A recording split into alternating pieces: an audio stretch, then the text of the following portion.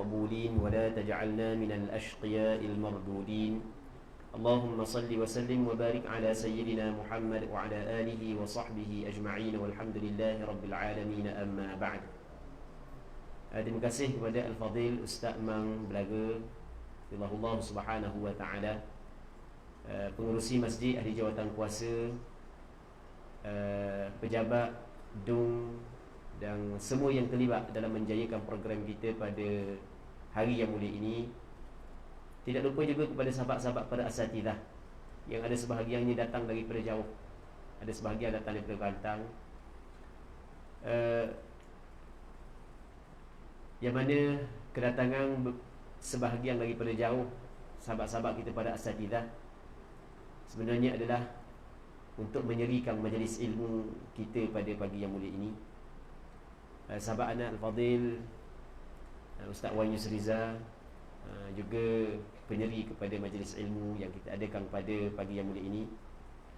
Muslimin muslimat yang dirahmati oleh Allah Subhanahu wa Ta'ala, alhamdulillah, sama-sama kita memanjatkan kesyukuran kehadrat Allah Subhanahu wa Ta'ala kerana pada pagi yang mulia ini dapat kita bersama-sama berada dalam satu majlis. Kita mengharapkan majlis ilmu yang kita adakan pada pagi yang mulia ini ada manfaatnya dan ada keberkatannya. Dengar molek tak orang puang? Sebab aku rasa pecah sikit suara. Rasa dengar molek kan? Masya Allah. Jadi boleh banyak hadiah orang puang hari ni dengar molek dah. Banyak kan boleh cabutan bertuah. Baik. Jadi insyaAllah buku yang kita bincang, yang kita akan bincang dalam pada pagi ini adalah Arba'una hadithan fi ahkami bidima'in nisa. Maksudnya 40 hadis hukum hakam darah wanita. Ya, cuma dalam buku ni kita ada buat dua bahagian lah. Yang pertamanya 40 hadis, kemudian berkenaan dengan fiqh wanita, fiqh darah wanita menurut mazhab Imam Syafi'i. Yang kita akan baca pada pagi ni hanyalah 40 hadis. Kemudian oleh kerana pengajian kita adalah berkait dengan pengajian hadis, maka kita dah ikut cara ulama hadis. Walaupun hamba ni bukan ulama hadis, bukan ulama pun, cuma cara ulama hadis sebelum daripada mereka memulakan pengajian hadis, mereka akan memperdengarkan hadis yang dikenali sebagai musalsal bil awaliyah.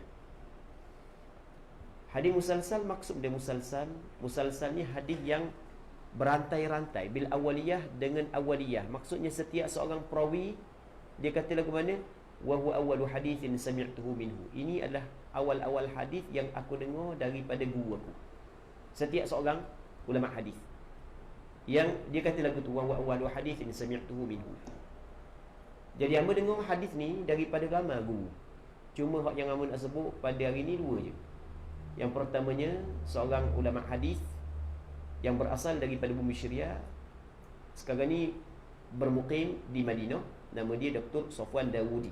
Dr. Sofwan Dawoodi di antara kibar ulama sekarang ni. Mendengar hadis ni daripada beliau, yang mana beliau menyebut wahwa awwalu hadis yang sami'tuhu minhu, dan sanad beliau ada tertulis, cuma budak marilah sanad beliau ada tertulis.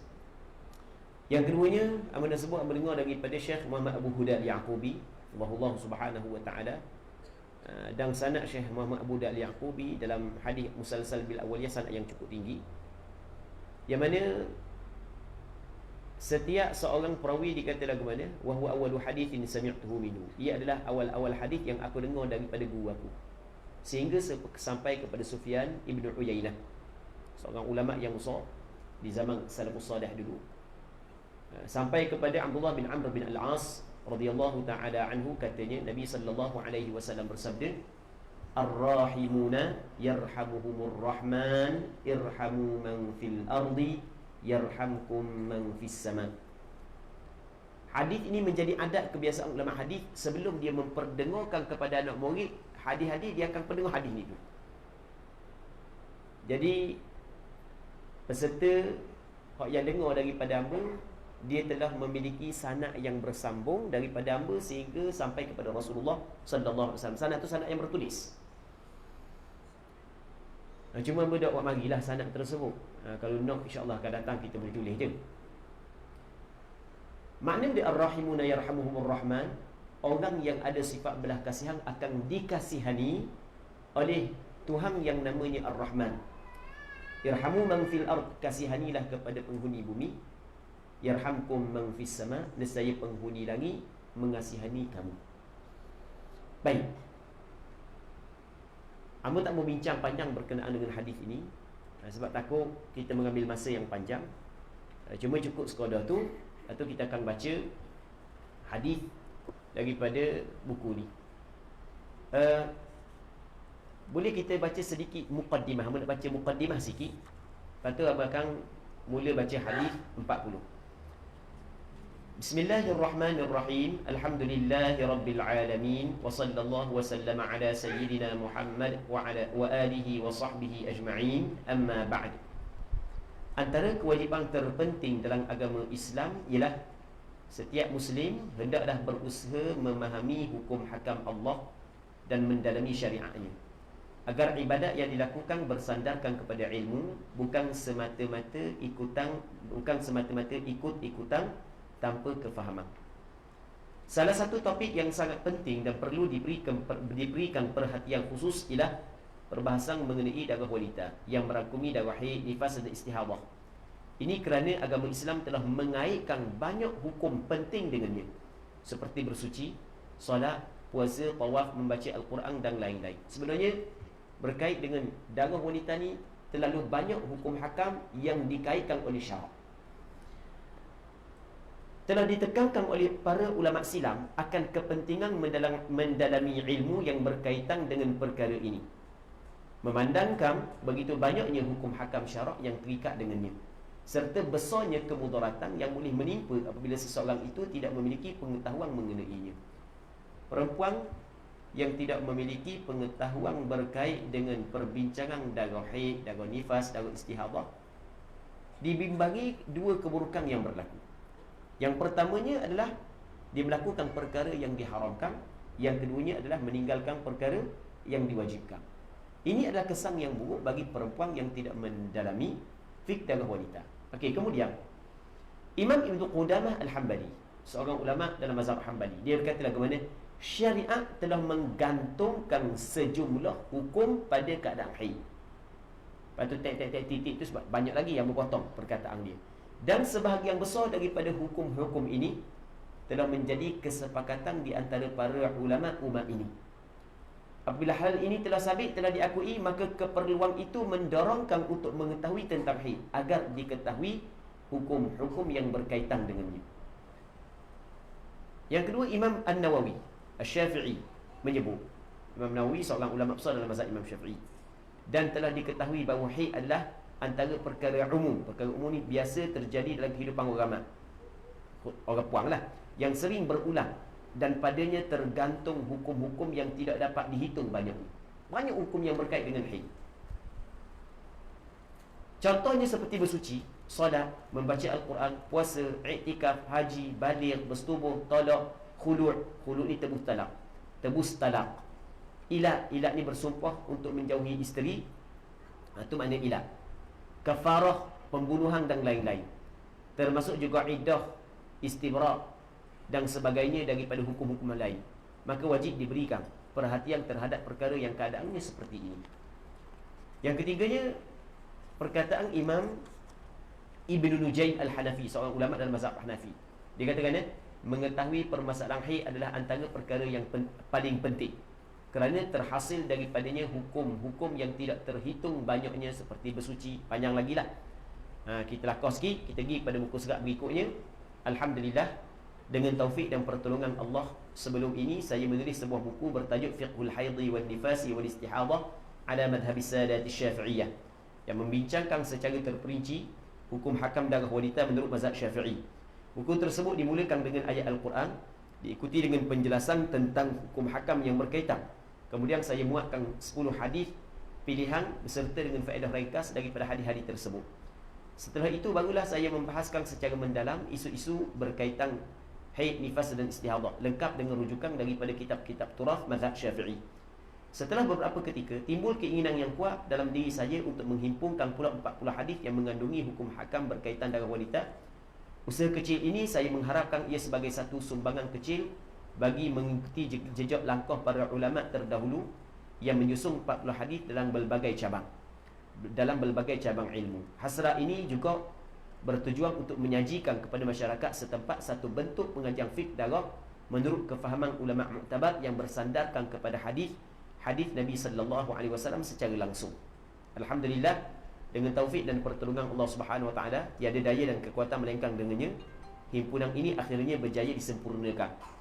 Penulisan dalam buku ini dimulakan dengan sepotong ayat Al-Quran yang membicarakan tentang darah wanita, diikuti dengan perbahasan fiqh yang dapat dikeluarkan daripadanya. Kemudian barulah didatangkan 40 hadis serta faedah ringkas daripada hadis tersebut. Kesemua 40 hadis yang dipilih itu diterjemahkan dan dihuraikan berdasarkan kefahaman penulis dengan merujuk kepada kitab-kitab syarahan hadis yang muktabar. Sebahagian besar daripada hadis-hadis yang dihimpunkan merupakan riwayat Imam Al-Bukhari dan Imam Muslim dalam kitab sahih mereka. Selebihnya pula diriwayatkan oleh para ulama hadis dalam kitab-kitab mereka yang muktabar. Antara hadis-hadis tersebut ada yang dinilai sebagai hasan li ghairi dan ada juga yang dinilai sebagai dhaif oleh sebahagian ulama, namun dinilai makbul. Makbul ni maksudnya diterima sama ada hasan atau sahih oleh segelintir atau sebahagian ulama hadis yang lain. Dalam buku ni Amba nak cerita sikit, tapi Amba tak bincang panjang lah. Dalam buku ni banyak hadis yang Amba petik daripada kitab Sahih Bukhari dan Muslim. Kalau hadis yang dipetik daripada kitab Sahih Bukhari dan Muslim yang mana diriwayat oleh keduanya dengan sanad yang bersambung, maka hadis itu adalah hadis yang sahih. Itu jelas. Kemudian ada juga Amba petik, Amba letakkan dalam buku ni hadis yang diriwayat oleh selain daripada Bukhari dan Muslim. Hadis yang diriwayat selain daripada Imam Bukhari dan Muslim, ada hadis yang sahih, itu jelas. Ada hadis yang tarafnya hasan.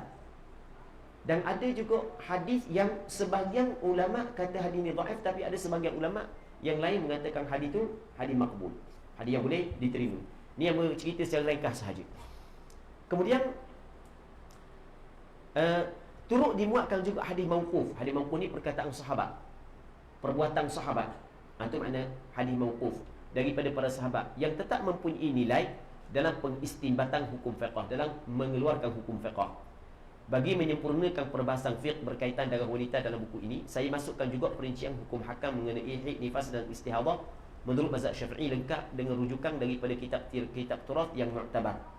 Di samping itu, saya juga menyentuh isu dan persoalan semasa yang sering diajukan oleh para wanita pada hari ini. Saya berharap penyusunan buku ini dapat menjadi sumbangan kecil yang memberi manfaat kepada ummah, khususnya para muslimah, dalam memahami hukum hakam berkaitan darah wanita secara berasaskan dalil daripada Al-Quran dan hadis, berpandukan kefahaman ulama muktabar. Muslimin muslimat yang dirahmati oleh Allah Subhanahu wa taala. Sebelum daripada ni, dia ada satu gerakan yang memerangi mereka yang bermazhab. Dan mereka meletakkan mereka telah menciptakan suatu alasan untuk memburukkan mazhab. Mereka kata mazhab ni menyalahi dalil. Sebenarnya mazhab sedikit pun tidak menyalahi dalil. Sebenarnya mazhab ini adalah kefahaman ulama muktabar di dalam memahami dalil. Jadi apa cuba mendatangkan Al-Quran, mendatangkan beberapa hadis, dan kita sebut daripada Al-Quran tersebut, daripada hadis itu, bagaimanakah ulama fiqh melakukan dalil. Cuma kaifiyatul istidlal kita tak sebutlah. Kalau kita cerita pula bagaimana cara berdalil dengan panjang lebar masuk usul fiqh, maka buku ni tidak sesuai untuk orang awam. Baik. Kemudian saya berdoa agar Allah Subhanahu Wa Taala menerima usaha ini sebagai amal jariah yang berterusan pahalanya. Semoga Allah Taala mengampuni segala kekurangan dan kesilapan saya dalam penulisan ini, serta mengurniakan ganjaran pahala kepada kedua ibu bapa saya, guru-guru saya, isteri, anak-anak, keluarga, sahabat-sahabat yang sentiasa membantu saya, anak-anak murid saya, dan seluruh kaum muslimin dan muslimat. Wa ma taufiqi illa billah, alaihi tawakkaltu wa ilaihi unib. Okey, baik. Itu mukaddimah supaya kita dapat faham apakah yang terkandung dalam buku ini. Ayat Al-Quran serta penjelasan dan faedah ringkas mengenai hukum hakam darah wanita pada muka surat 30 waktu kita tidak baca. Kita terus pergi kepada hadis yang pertama. Pada sekejap muka surat.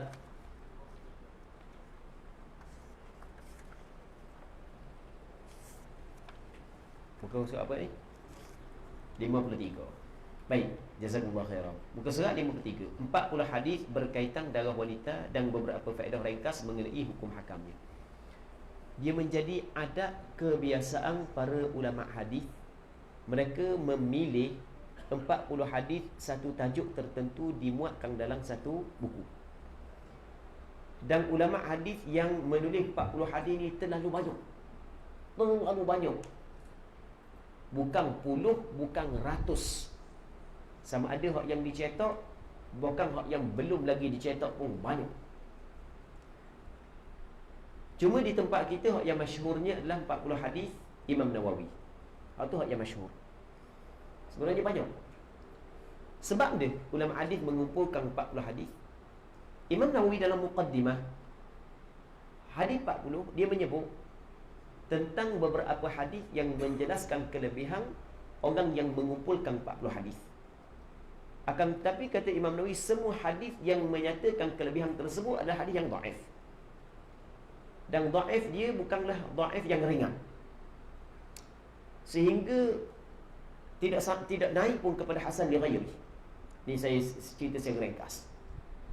Tapi Imam Nawawi yang mengetahui tentang kelebihan mengumpul 40 hadis itu adalah hadis yang dhaif, tapi tetap Imam Nawawi kumpul. Kerana Imam Nawawi melihat yang pertama itu dilakukan oleh ulama-ulama sebelum daripada ni. Tashabbahu bil kirami fa inna tashabbuh bil kirami falahu. Hendaklah kamu menyerupa dengan orang yang mulia, kerana menyerupa orang yang mulia adalah kejayaan. Tapi Imam Nawawi tetap mengumpul 40 hadis kerana melihat kepada hadis yang lain. Kata Rasul, hendaklah orang yang hadir menyampaikan kepada orang yang tidak hadir. Jadi ada tuntutan menyampaikan.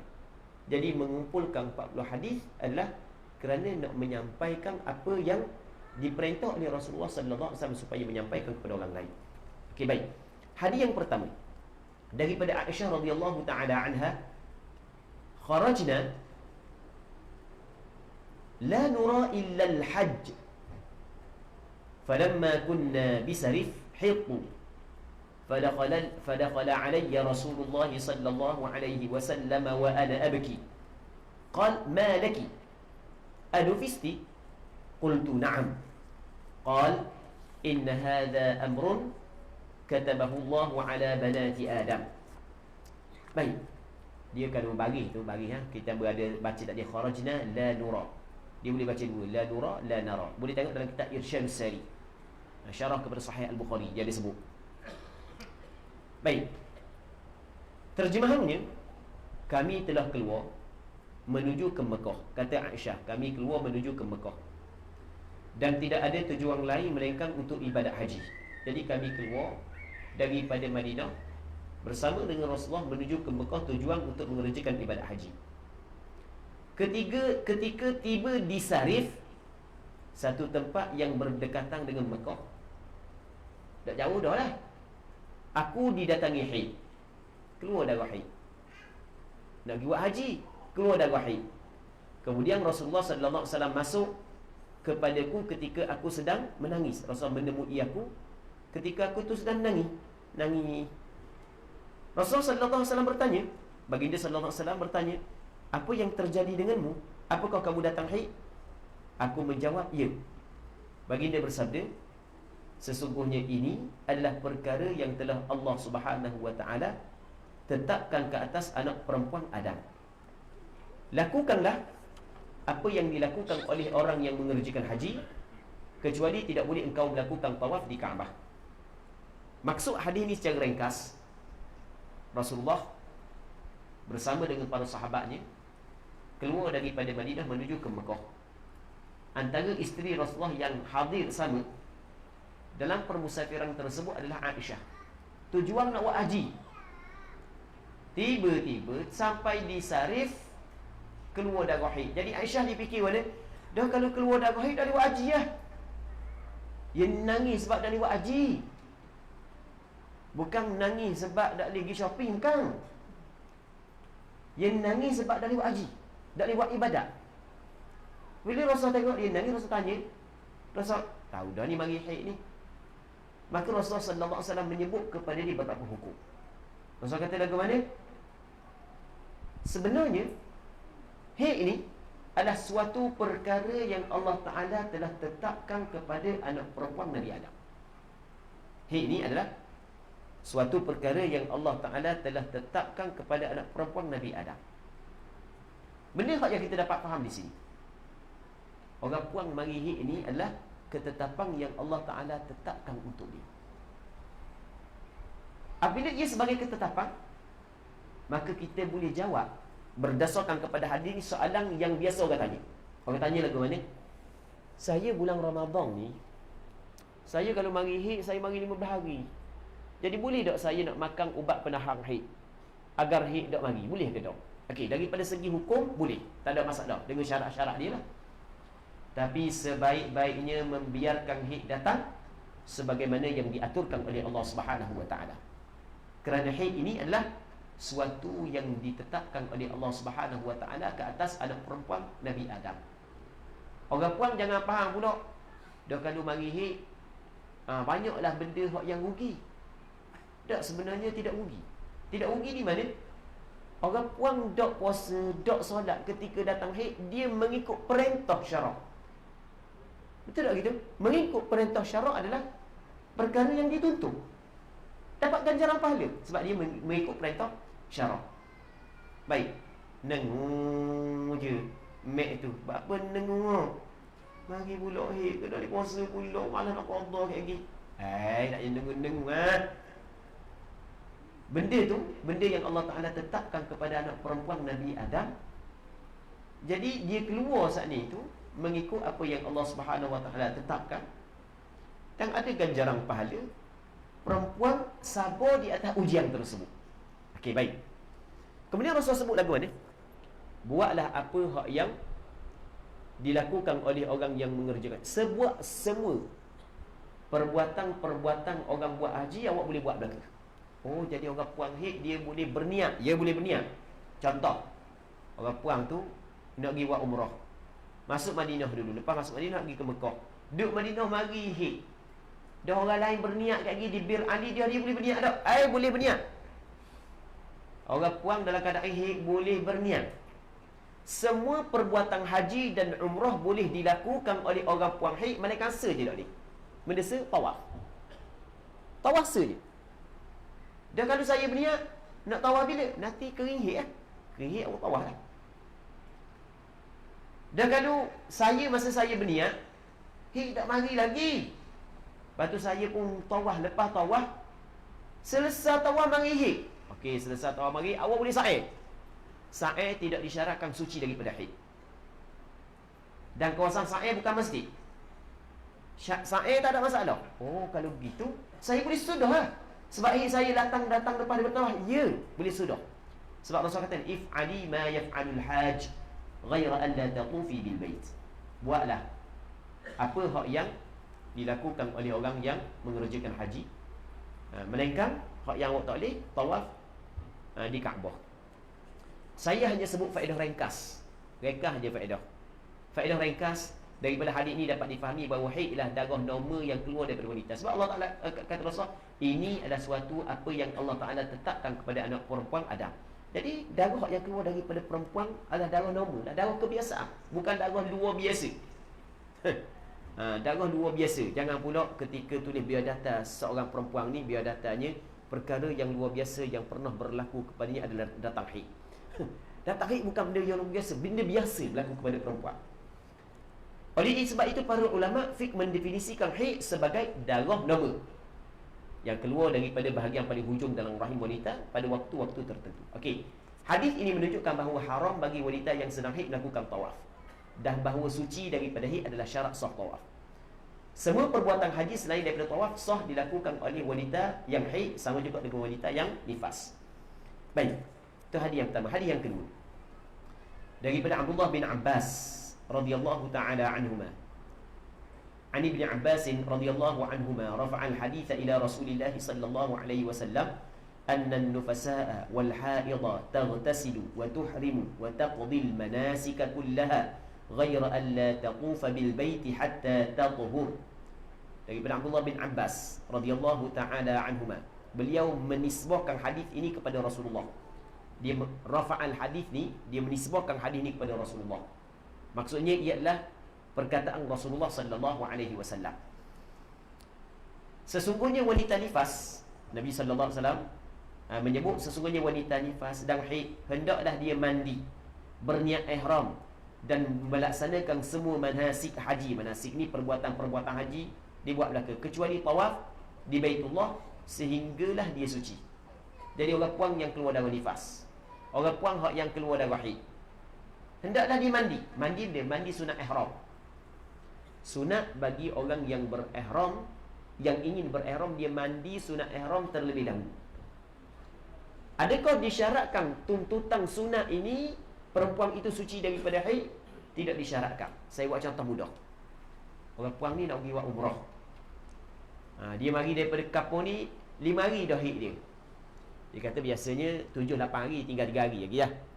Sampai di Madinah, ni kita contoh, sampai di Madinah, dia duduk 3 hari. Dia ingat habis dah haid dia, dah habis lagi. Lepas tu dia pun daripada Madinah nak pergi ke Mekah. Sampai di Bir Ali, haid sedang keluar, masih lagi keluar. Dia sebelum daripada dia berniat ihram, boleh tak dia nak mandi sunat ihram? Boleh, bukan boleh, bukan sunat. Sunat perempuan mandi sunat ihram walaupun dalam keadaan haid dan walaupun dalam keadaan nifas. Mandi. Lepas tu berihram dan dia buat semua manasik. Cuma tidak boleh dia tawaf sehingga dia mengalami suci. Hadis ni riwayat Imam Tirmizi.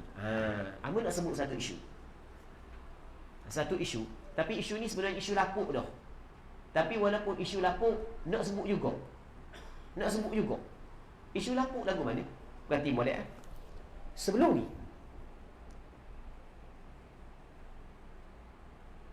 antara kesilapan yang tersebar dalam masyarakat kita adalah orang puang kalau dia pergi Mekah buat haji, buat umrah, selepas daripada mengalami suci, dia tidak boleh terus tawaf, mereka kena tunggu sehari semalam.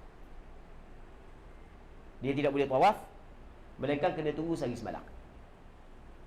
Baik, ni dipegang oleh ramai sebelum daripada ni. Tapi ni isu lama dah lah. Sekarang ni ramai dah ustaz-ustaz perbetulkan bahawa pegangan tu tidak betul. Sebenarnya kena tunggu sehari semalam lepas daripada suci, daripada haid baru boleh tawaf adalah salah. Hadis ni Rasul kata lagu mana? Ghaira an la taqufa bil bait hatta tathur. Faham? Melainkan dia tidak boleh tawaf sehingga dia suci. Jadi bermakna apabila suci je tunggu boleh tawaf tanpa perlu menunggu sehari semalam. Baik. Kemudian faedah ringkas. Hadis ini menunjukkan bahawa sah bagi wanita yang berada dalam keadaan nifas atau haid berihram, sama ada untuk ibadat haji atau ibadat umrah. Disunatkan bagi wanita haid atau nifas untuk mandi sebelum berihram. Wanita haid dan nifas, wanita nifas dan haid tidak dibenarkan melakukan tawaf di Kaabah sehinggalah mereka suci. Dan semua yang faedah ringkas tu saya datangkan rujukan. Setiap satu kenyataan di atas saya datangkan rujukan di bawah daripada kitab-kitab turath yang muktabar, kemudian saya terjemahkan rujukan tersebut. Okey, itu hadis yang kedua. Hadis yang ketiga daripada Aisyah radhiyallahu taala anha berkata, An Aisyah zaujin Nabi sallallahu alaihi wasallam annaha qalat li Rasulillah sallallahu alaihi wasallam, ya Rasulullah, inna Safiyyah bint Huyay qad hadat. Qala Rasulullah sallallahu alaihi wasallam, la'allaha tahbisuna, alam takun tafat ma'akun? Faqalu bala. Qal fakhruji.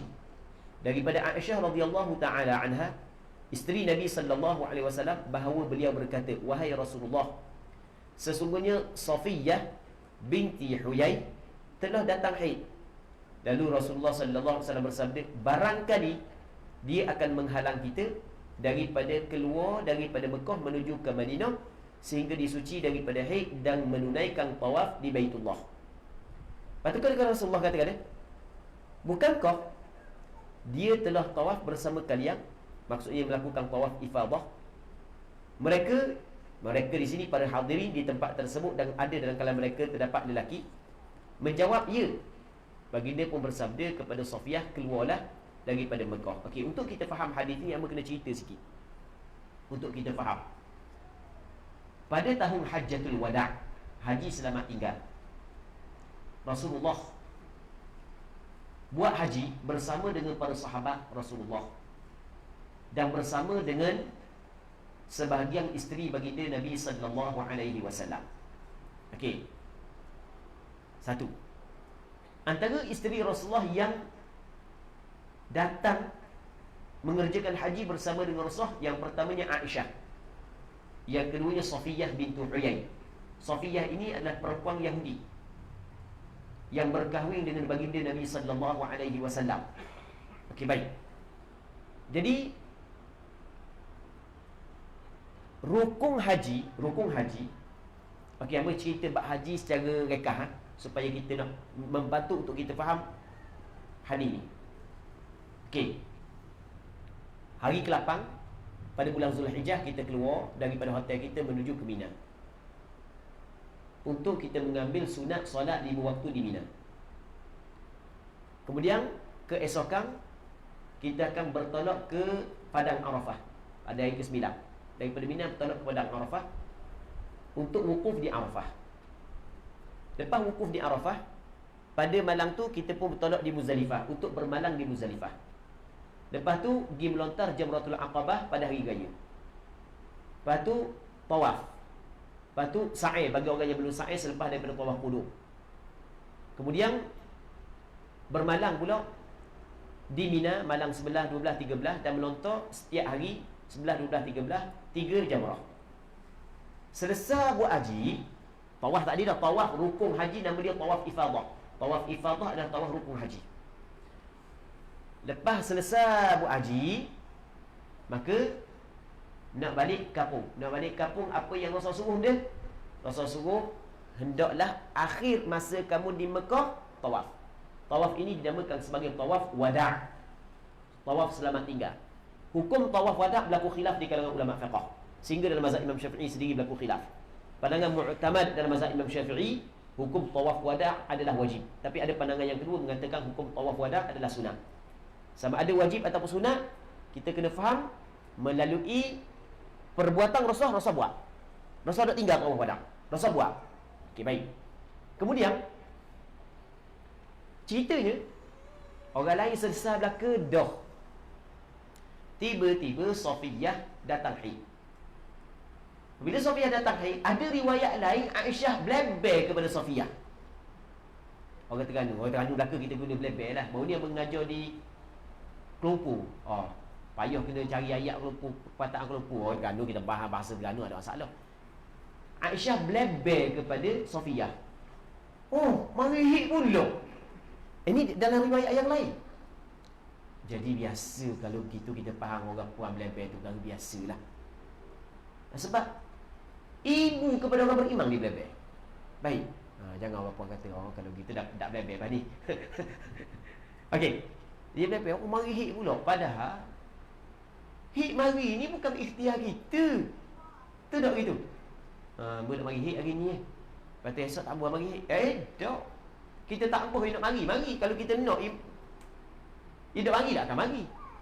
Tapi ada riwayat sebut Aisyah blabber kepada Safiyah, mari pula. Wak lambat kita nak balik Madinah ni. Sebab dia apabila datang haid, jadi tak boleh nak tawaf. Bila dia tawaf kena tunggu pula. Selesai haid baru tawaf, baru boleh balik. Maka Aisyah pergi jumpa dengan Rasulullah. Safiyah mari haid Rasulullah. Safiyah mari haid. Rasul katakan barangkali Safiyah tu akan menghalang kita daripada keluar daripada Mekah. Maksudnya menghalang kita keluar daripada Mekah, maksudnya kita tak keluar lagi ya. Sehingga dia suci, dia melakukan tawaf, Lepas tu barulah kita keluar. Kena duduk Mekah lagi lah. Lepas tu cuma Rasul kata, bukankah tak bukankah dia telah tawaf bersama dengan kamu tadi? Tawaf dia tawaf ifadah, tawaf rukun. Kan dia tawaf dah kan? Maka orang yang ada depan Rasul, dia tawaf dah. Jadi Safiyah tawaf rukun haji dah selesai. Selagi tak selesai, dia tawaf wada' tak selesai. Dak dang nak tawaf wada' datang haid. Kata Rasul, kalau gitu keluar. Cuma Fakhruji ni keluarlah sama ada Rasul khitab kepada Aisyah ataupun khitab ni hadapkan kepada Aisyah ataupun kepada Safiyah. Itu berlaku khilaf di kalangan ulama yang bisyarakan hadis ni. Jadi kesimpulan yang mudahnya, Rasul kata, tak apalah, kalau gitu kita keluarlah. Rasul kabur kepada Safiyah, kita keluar daripada Mekah. Benda yang kita dapat faham daripada hadis ni, tawaf wada' gugur daripada perempuan yang haid. Orang perempuan yang haid tidak dituntut kepada dia melaksanakan tawaf wada'. Okey, faedah ringkas. Semua jenis tawaf, termasuk tawaf ifadah, rukun haji, tawaf ifadah atau tawaf rukun haji, tidak sah dilakukan dalam keadaan haid. Tawaf tak boleh nak buat dalam keadaan haid. Ini mengikut pandangan majoriti ulama fiqh. Ambil nak cerita mazhab Imam Syafi'i, Imam Hanafi. Tawaf wada' gugur kewajipannya ke atas wanita yang sedang haid. Orang puan mari haid, gugur tawaf wada'. Baik. Orang lelaki tanya, dah kalau orang lelaki mari haid, gugur tak tawaf wada'? Ya, kadang-kadang pertanyaan orang ni belik-belik kat orang. Tanya tu dah betul dah. Memang mana orang lelaki mari haid? Kalau ada darah tu kena kecil pacak tau. Okey, hadis yang keempat daripada Ummi Alqamah katanya. An Ummi Alqamah maulati Aisyah ummil mu'minin annaha qalat kana an-nisa'u yab'athna ila Aisyah bid-dirajati fiha al-kursuf fihi as-sufratu min damil haydah yas'alnaha 'anis salah fataqulu lahun la ta'jalna hatta tarayna al-qassata al-bayda turidu bidzalika at-tuhra min al-haydah. Dulu para wanita pernah mengirimkan kepada Aisyah bekas berisi kapas yang terdapat padanya warna kuning daripada darah haid. Mereka bertanya kepada Aisyah tentang solat. Jadi orang puan mari haid, pada penghujung haid tadi tu ada warna kuning. Dia pun cek, ada lagi kuning. Dah boleh mayang ke tak lagi? Jadi benda yang kita dapat faham di sini, rupa-rupanya zaman tersebut rata-rata perempuan tahu kalau mari haid tak boleh solat. Antara yang menggugurkan kewajipan solat adalah haid. Itu benda yang telah diketahui secara umum. Cuma hak yang tidak jelasnya, muskilnya, dah kuning ni masih dikira haid ataupun tidak. Dan nak tahu mana? Kena pergi tanya orang pandai. Fas'alu ahla dzikri in kuntum la ta'lamun. Mu kena tanya orang hak yang mengetahui kalau sekiranya mu tak tahu. Mu tanya orang tak tahu juga. Parah, dia tak tahu. Dia pergi tanya orang tak tahu juga. Orang hak yang tak tahu, kalau khabar tak tahu, boleh tahan. Tapi masalah tak tahu, nyeri khabar pula hukum, reka-reka pula. Jadi habis mengaruh. Dia berlaku. Okey. Dia kita tanya orang yang tahu. Siapa orang yang tahu? Antaranya adalah Aisyah, kerana Aisyah isteri Rasulullah yang cukup alim. Bawa kuning. Tunjuk kepada Aisyah. Kata Aisyah kata, jangan gaduh sehingga mu tengok putih bersih, tak ada sedikit pun kesan warna darah, betul-betul suci daripada haid.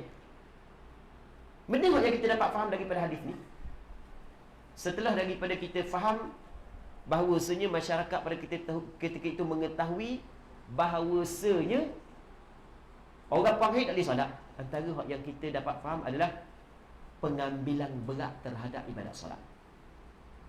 Pengambilan berat terhadap ibadat solat. Kalau tidak ambil berat, maka nak gaduh nak pergi tanya siapa bawa darah pergi tunjuk ke orang. Ini pengambilan berat terhadap solat. Dan pengambilan berat terhadap solat adalah perkara yang cukup ditekankan oleh Allah dan Rasulnya. Dalam Al-Quran Allah Ta'ala kata lagu mana? Wa'mur ahlaka bis-salati wastabir 'alaiha la nas'aluka rizqa nahnu narzuquk. Wa'mur ahlaka bis-salah. Sungguhlah keluargamu mengerjakan salat. Wa'mur ahlaka bis-salah wastabir 'alayha, kena sabar. Ya, buat solat dia payah. Sebab mana payah? Sebab menyalahi hawa nafsu. Payah. Kita sebagai ibu bapa yang ada anak, ada setengah-setengah anak tu 5-6 kali suruh solat, payah. Nak bangun tak malam tumbah. Nak bangun rela je pergi main pusat lagi, rela je pergi main basikal lagi. Sebab itulah wastabir 'alayha, sabar di atas mengerjakan solat. La nas'aluka rizqa, kami tidak meminta rezeki daripadamu. Nahnu narzuquk, bukan kami yang memberi rezeki kepadamu. Mula Allah Ta'ala perintahkan kepada kita supaya kita suruh keluarga kita solat, sabar mengerjakan solat. Tiba-tiba kita dapat rezeki pula. Apa kaitan? Kaitannya, jangan sekali-kali kamu dalam hal mencari rezeki sehingga mengabaikan ibadat solat. Mungkin ingat rezeki itu adalah kurniaan daripada Allah Subhanahu wa Ta'ala. Baik, selagi hak yang amat nak sebut, berdasarkan kepada hadis ini, pandangan mu'tamad, pandangan yang dipegang dalam mazhab Imam Syafi'i, kuning yang berada pada penghujung haid masih lagi dikira haid. Orang puan tu mari darah, lepas tu kuning darah, masih lagi kuning darah, maka masih lagi dikira sebagai haid berdasarkan kepada hadis ini. Okey, kita tengok faedah ringkas. Perempuan haid dan nifas tidak boleh mengerjakan solat sehinggalah dia mendapati tidak ada sedikit pun kesan darah, termasuklah warna kuning. Warna kuning masih lagi dikira sebagai haid. Putih bersih adalah tanda perempuan itu suci. Okey. Hadis yang kelima daripada Ummi Atiyah radhiyallahu taala anha, dia berkata, "Kunna la na'uddu al-qudrata was-sufrata syai'an." Dulu kami, dulu pada zaman Rasulullah dulu, kami tidak menganggap suatu pun terhadap cairan keruh dan warna kekuningan. Ini riwayat Bukhari. Dalam riwayat Imam Abu Dawud ada sedikit penambahan. An Ummi Atiyah radhiyallahu taala anha qalat, "Kunna la na'uddu al-qudrata was-sufrata ba'da at-tuhri syai'an." Dulu kami tidak menganggap suatu pun terhadap cairan keruh dan warna kekuningan setelah suci. Ini dalam riwayat Imam Abu Dawud. Kalau kita tengok, Aisyah kata lagu mana? Aisyah kata jangan gaduh, jangan kopoh, sehingga betul-betul bersih. Jadi kalau tengok kepada perkataan Aisyah, kuning masih lagi dihukum haid. Tapi tengok kepada perkataan Ummu Atiyah, sahabat juga, kuning bukan haid dah. Kuning tak haid dah. Baik. Maka bagaimanakah ulama mazhab Imam Syafi'i berinteraksi ataupun berhadapan dengan hadis-hadis yang pada zahirnya sedikit bercanggah?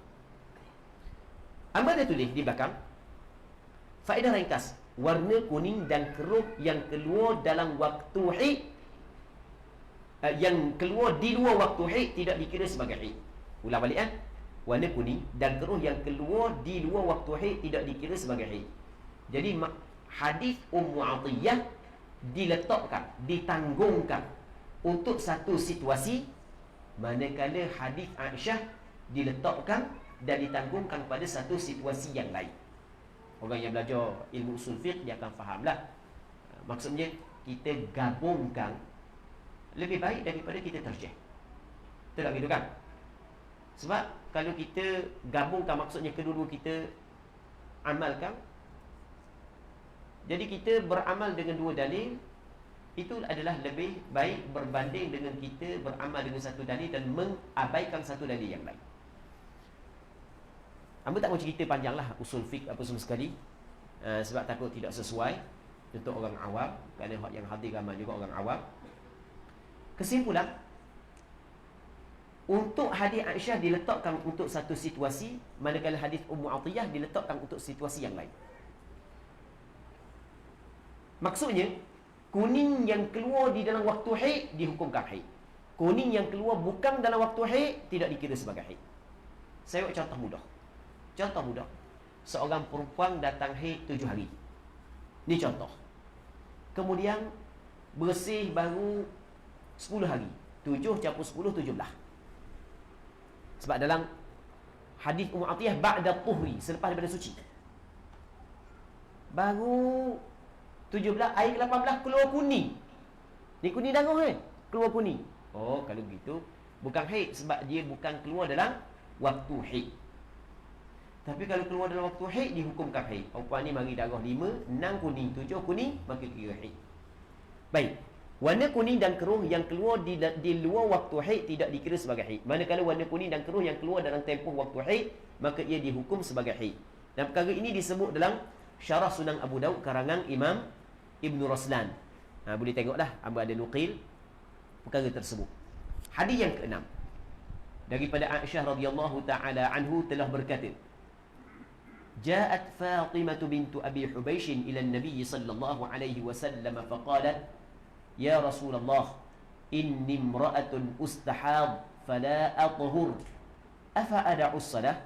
Faqala Rasulullah sallallahu alaihi wasallam, la, innama dhaliki 'irqun wa laysa bihaydin, fa idza aqbalat haydatuki fad'i as-salah wa idza adbarat faghsili 'anki ad-dam thumma salli. Fatimah binti Abi Hubaish datang berjumpa Nabi sallallahu alaihi wasallam dan berkata, wahai Rasulullah, aku ada seorang perempuan berdarah istihadah, darah keluar berpanjangan, tubik berpanjangan darah, maka aku tidak suci, apakah aku perlu meninggalkan solat? Rasulullah, hamba tubik darah berpanjangan dan tak suci, tubik darah sama. Kata Fatimah binti Abu Hubaish, adakah hamba ni tak boleh solat? Jadi masyarakat pada ketika itu mengetahui orang puan haid tak boleh solat. Tapi yang muskil ni lama mari adakah tak boleh solat? Kata Rasulullah, tak boleh gitu. Tak boleh gitu. Itu sebenarnya adalah pembuluh darah yang mengeluarkan darah, bukan haid. Bukan haid. Jangan tempoh tersebut bukan semua haid tau. Ada tempoh haid, ada tempoh bukan haid. Maka Rasulullah khabar kepada Fatimah binti Abi Hubaish, kalau haid awak datang, maka tinggalkan solat. Kalau haid awak pergi, maka hendaklah awak basuh darah, patut awak solat. Baik. Dalam riwayat Imam Abu Daud, ada awak bagi riwayat yang kedua. Kalau tadi adalah riwayat riwayat Bukhari dan Muslim, ini dalam riwayat Imam Abu Daud katakan an Fatimah binti Abi Hubaish annaha kanat tustahab wa qala laha an-nabiy sallallahu alaihi wasallam idza kana damul haidati fa innahu aswadu yu'raf. Ini ada penambahan sikit. Fa idza kana dhaliki fa amsiki 'ani as-salah fa idza kana al-akharu fatawaddai wa salli fa innama huwa 'irqun. Daripada Fatimah binti Abi Hubaish bahawa beliau mengalami istihadah. Lalu Nabi sallallahu alaihi wasallam bersabda kepadanya, jika itu adalah darah haid, maka ia berwarna hitam yang dikenali. Maka bila demikian, ada hitam yang dikenali, maka tinggalkan solat. Tetapi bila darah itu selainnya tidak seperti itu, maka berwudulah dan solatlah, kerana itu hanyalah darah dari urat, bukan darah haid. Darah dari pembuluh urat yang pecah, bukan darah haid. Muslimin muslimat yang dirahmati oleh Allah Subhanahu wa taala. Apa ada tulis dalam faedah ringkas, dapat difahami daripada hadis ini bahawa hukum hakam haid berbeza dengan hukum hakam istihadah. Betul tak gitu? Hukum hakam haid berbeza. Sebab Rasulullah sallallahu alaihi wasallam kata lagu mana? Tak boleh nak tinggal solat walaupun darah datang. Sebab darah datang tu bukan haid, istihadah. Oh, jadi haid wajib nak tinggal solat. Istihadah tak wajib wajib solat. Jadi hukum hakam haid berbeza dengan istihadah. Antaranya ialah haram ke atas perempuan yang haid mengerjakan salat. Manakala perempuan yang mengalami istihadah, wajib ke atasnya menunaikan salat. Apabila darah haid telah berhenti, wajib ke atas perempuan tersebut mandi wajib dan mengerjakan salat. Isu ni hamba sebut banyak. Sebab dia dalam buku ni hamba ada tulis, ada sebahagian perempuan di tempat kita. Tapi hak yang hadir pada hari ni hamba tengok ada pernah dah hadir sebelum ni. Mungkin yang bercerita dah. Mungkin ada hak yang kali pertama hadir. Dan hak yang mungkin kali pertama hadir putus hit lama dah. Mocik-mocik ke pun ni kata biar belajar bab hit pun, tapi hamba tak ada hit lama dah. Tak apalah. Belajar bab hukum akal tak salah pun, nak ungkit pun. Jadi di Terengganu Sebelum daripada ni, ramai orang puang yang apabila dia mari haid 6 hari ke 7 hari ke, apabila darah kering, dia tidak akan solat melainkan setelah sehari semalam kering baru dia solat. Orang puang yang hadir hari ni pernah dengar tak benda ni Pernah dengar tak? Ramai hanggu pernah dengar. Sebab apa nak tanya pernah buat ke tak? Walaupun hamba tahu hak yang pernah dengar pun sebahagiannya pernah buat. Jadi sebelum daripada ni, ramai orang puang di tempat kita, kalau darah dia kering, dia tidak akan solat melainkan dia tunggu sehari semalam dulu.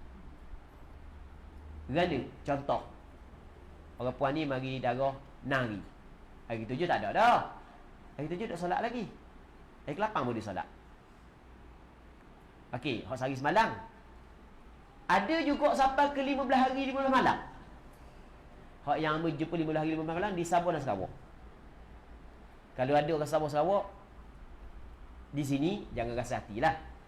Bukan semua segelintir, tapi sebenarnya kita khabar pun sebab kita nak memperbetulkan yang salah. Sebab tadi kita pada permulaan kita kata ni, kesan buruk bagi mereka yang tidak mendalami darah wanita adalah dia akan meninggalkan perkara yang diwajibkan ataupun melakukan perkara yang diharamkan. Di Sabah Sarawak, ia tak solat melainkan pada hari ke-16. Contoh, bukan semua kan. Jangan kayak gini kat video ni atau kepada orang Sabah Sarawak marah pula muslimat Sabah Sarawak. Benda ustaz, bukan semua. Ada hak buat gitu tapi bukan semua. Kau muslimat Sabah Sarawak jahil belaka. Marah pula dia. Dah, kita kata ada sebahagian dan bukan sebahagian kecil. Bukan sebahagian kecil. Hamba dijemput beberapa kali di Sabah, beberapa kali di Sarawak, di KK. Kalau di Sabah, di KK, di Lahad Datu, Tawau. 3 tempat ni. Dan daerah 3 daerah ni. Kalau di Sarawak, Sarawak banyaklah, Kuching, Miri, dan macam-macam lagi lah pendalaman. Mudah ingat dah nama pelik-pelik.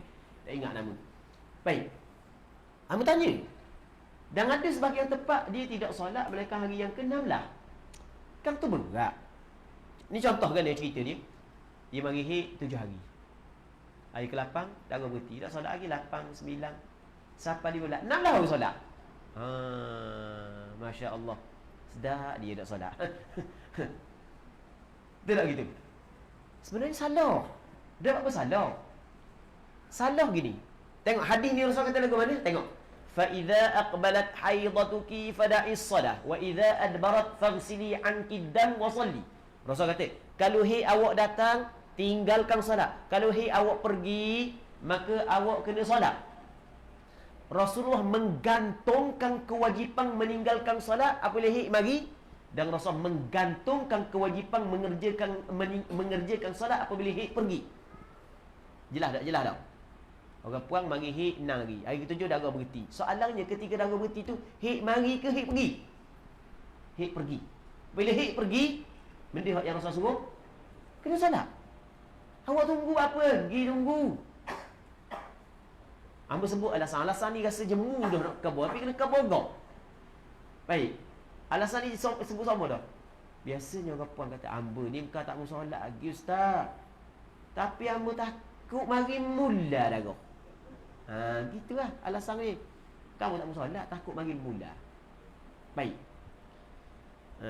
Wujud ustaz cerdik sikit. Cerdik sikit je lah, bukan cerdik banyak kan. Ustaz kata mana? Dah apa dah takut darah berhenti terus. Saling kan? Dia kata benda, hamba tak mau solat lagi dia bila darah berhenti sebab takut darah mari mula. Kita kata, oh takut darah mari mula. Dah apa dah takut berhenti terus. Boleh faham ke tak? Ketika darah berhenti pada hari ke-7, ia ada kemungkinan mari mula. Ada kemungkinan berhenti terus. Pandai-pandai pula awak takut mari mula. Awak tak pandai takut berhenti terus. Sepatutnya awak kena ambil kira belakang. Ketika darah berhenti, ada kemungkinan mari mula. Lepas tu ada kemungkinan berhenti terus. Benda akan datang pun tak tahu. Apa nak ukur sekarang ni? Sekarang ni. Darah ada tak? Tak ada. Sekarang ni. Akan datang pun tak tahu. Mari mula ke apa? Tu akan datang ni. Sekarang ni. Darah tak ada. Kemungkinan mari mula? Ya, ada. Kemungkinan berhenti terus? Ya, ada. Dan mana lebih kuat? Lebih kuat berhenti terus. Sebab apa? Sebab takut tak ada. Mari mula benda baru. Jadi awak kena solat. Okey, baik. Warna nampak bekeng hari ni Bukan marah kau puang. Cuma semangat okey. Nak kau modam dia salah. Kalau kita nak betul kita semangat okey. Okey. Katanya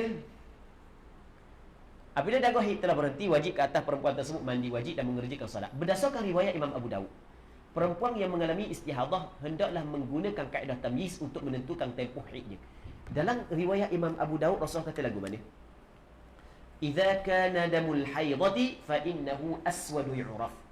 Kalau darah haid adalah hitam yang dikenali. Rasul sebut warna.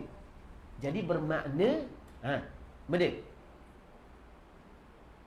ada perbezaan sifat di antara darah haid dengan darah istihadah. Dalam kaedah ulama fiqh dipanggil kaedah tamyiz. Berdasarkan kepada hadis ni adalah perempuan yang mengalami istihadah hendaklah menggunakan kaedah tamyiz untuk menentukan tempoh haidnya. Sekiranya terdapat perbezaan pada sifat darah, seperti perbezaan pada warna darah, iaitu ada tempoh warnanya kuat dan ada tempoh warnanya lemah. Okey, baik.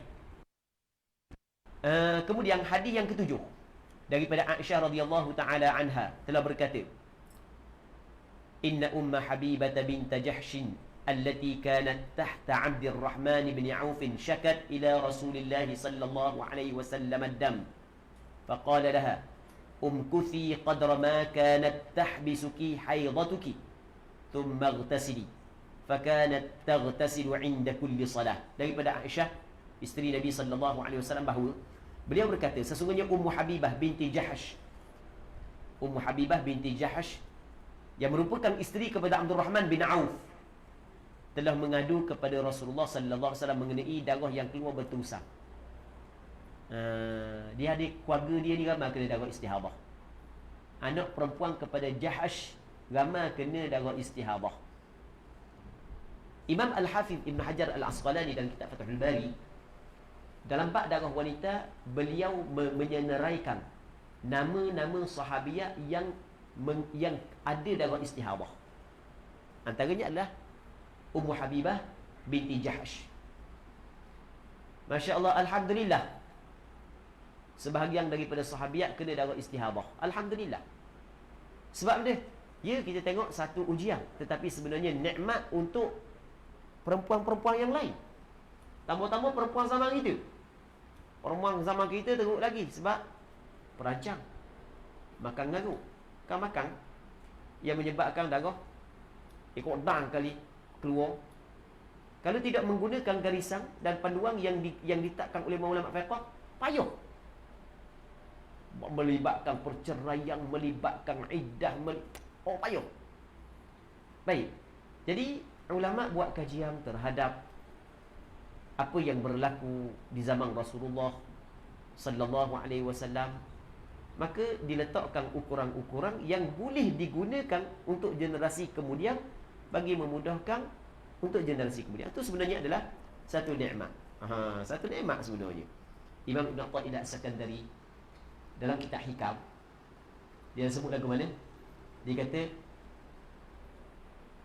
mata fataha laka bab al-fahmi fil man'i 'ala al-man'u 'ain al-'ata. Bila mana Allah Taala membuka pintu mu faham, sebab Allah Taala tidak beri kepadamu, sebab apa Allah Taala uji mu? Kalau mu faham, maka kembalilah. Halangan Allah Taala tidak beri kepadamu, ujian mu saat itu adalah 'ainul 'ata, diri pemberian. Sebenarnya itu adalah hakikat pemberian.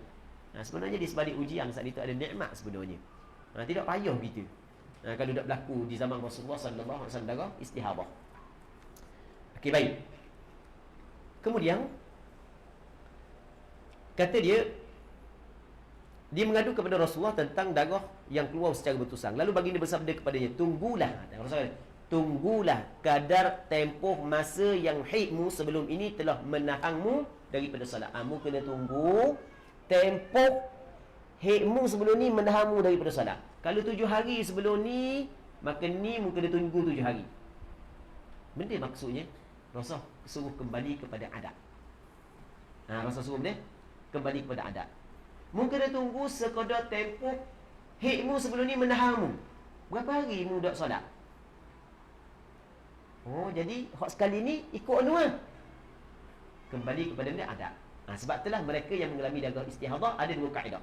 yang dapat membezakan di antara haid dengan istihadah. Yang pertamanya tamyiz, yang keduanya adah. Cuma antara perbincangan ulama fiqh, tamyiz dengan adat mana yang perlu didahulukan. Pandangan utama mazhab Imam Syafi'i kata tamyiz dulu, baru adat. Tapi ada pandangan yang kedua, kan adat selalu. Baik. Kemudian mandilah lepas daripada berlalu tempoh tersebut, mandi. Oh, jadi kalau orang tu datang istihadah lepas berlalu tempoh haid sesuai dengan bulan sebelum, berlalu je tempoh, darah ada, kena mandi dah wajib. Sebab apabila berlalu tempoh haid wajib kena mandi. Hak lepas tu adalah darah istihadah. Selepas itu beliau mandi setiap kali nak menunaikan solat. Jadi Ummu Habibah bintu Jahash dia sendiri mengambil langkah mandi setiap kali nak solat. Zuhur dia mandi, Asar dia mandi, Maghrib dia mandi, Isyak dia mandi, Subuh dia mandi. Padahal air di tempat dia payah, tak macam air tempat kita. Air tempat kita mudah. Di situ ada air, situ ada air, sini ada air. Dan sebahagian daripada ni generasi baru ni tak tahu pun bahawasanya di tempat kita suatu ketika dahulu pun air susah. Di tempat kita bukan air susah mana, kalau nak mandi di rumah saat ni tu kena pergi akut lega. Ni adik-adik kita yang generasi baru, hak yang celik-celik air duduk depan mata. Hak celik-celik air duduk depan mata. Tahu tak suatu ketika dahulu di tempat kita dan amba pocik kita zaman pok dulu gitu pok, laga ada berapa ti kapur ni pok? Tiap-tiap rumah ada, tiap-tiap rumah, dan ada setengah kapur pok sutil laga, orang pakai tupu di laga tu, pakai aku air wali rumah sikit seorang. Dan setengah-setengah makcik dengan pocik tu jumpa jodoh situ. Sungguh setengah makcik-makcik dan pakai mandi laga kan, laga tu jumpa jodoh situ. Baik. Kemudian kita tengok faedah ringkas. Faedah ringkas, wanita yang mengalami darah berpanjangan hendaklah merujuk kepada kebiasaan adat haidnya untuk menentukan tempoh haid. Apabila tempoh adat haidnya telah berlalu dalam bulan darah berpanjangan itu, maka darah yang masih keluar selepas itu dihukumkan sebagai istihadah. Wajib mandi dan menunaikan salat setelah berlalu tempoh adatnya. Tempoh adat haidnya. Lepas berlalu tempoh adat haidnya, mesti kena mandi dan solat. Hak ni setelah berlalu adat haidnya bagi mereka yang mengalami darah istihadah. Orang yang tidak mengalami darah istihadah, darah yang keluar melebihi adat tetap dihukumkan sebagai haid. Amba nak buat dua contoh yang berbeza. Contoh yang pertama, orang puang ni adat haid dia 6-7, tak pernah lebih daripada 7. Tiba-tiba bulan ni 8 masih lagi ada darah. Hari ke-8 walaupun melebihi adat tetap dihukumkan haid. Tetap dihukum haid. Jelas? Selama mana darah tidak lebih daripada 15 hari, maka darah tu dikira sebagai darah haid. Itu jelas. Yang kedua gini, orang puang ni bulan lepas haid dia 7 hari, lepas tu suci 20 hari. Kitaran haid dan suci berlaku dalam tempoh 27 hari. Lepas tu kemudian bulan ni darah keluar berpanjangan lebih daripada 15 hari. Hari ke-8 dia mesti ambil hukum haid dulu. Hari ke-9 sampai ke-15, hari ke-16 barulah dia mengetahui dia memiliki darah istihadah. Hari ke-16 baru tahu. Jadi apabila hari ke-16 tahu, dia pun tengok bulan lepas haid dia 7 hari. Jadi bulan ni 7 hari haid, hari ke-8 adalah istihadah. Cuma dia tahu pada hari ke-16. Hari ke-16 dia mandi. Lepas tu benda tu berlaku sampai bulan depan pula. Cukup suci dia 20 hari, istihadah 20 hari. Bulan depan pula 1, 2, 3, 4, 5, 6, 7, hari ke-8 masih ada darah. Hari ke-8 tu wajib kena mandi. Wajib kena mandi. Kena faham, wajib mandi dan menunaikan salat setelah berlaku tempoh adat haidnya. Tapi hak ni bukan untuk semua keadaan, untuk keadaan hak yang kita bincang ni. Untuk mereka yang mengalami darah istihadah. Baik. Hadis yang ke-8. Ustaz Mang nak cabutan bertuah pula ke? Masya-Allah, bagus Ustaz Mang, siap cabutan bertuah. Semoga Allah Taala panjangkan umur dia, berkati hidup dia. Akan datang perbanyakkan lagi mah tu Ustaz Mang perbanyakkan lagi mah. Baik. Boleh kita rehat dulu 11.30. Kita rehat dah sekejap Allah Subhanahu wa taala a'la wa a'lamu sallallahu alaihi wasallam wa baraka ala sayyidina Muhammad وعلى آله وصحبه أجمعين والحمد لله رب العالمين.